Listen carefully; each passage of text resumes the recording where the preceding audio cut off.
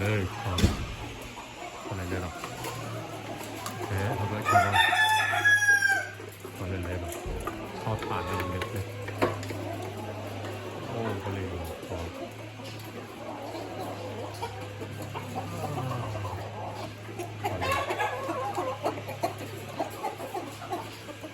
อะไรเลยก็เลย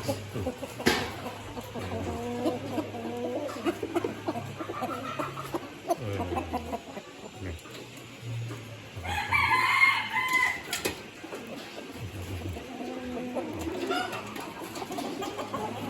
เลยพอ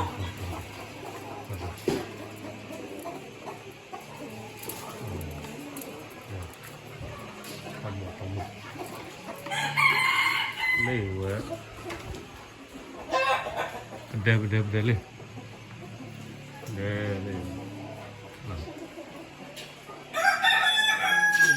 ลยเลย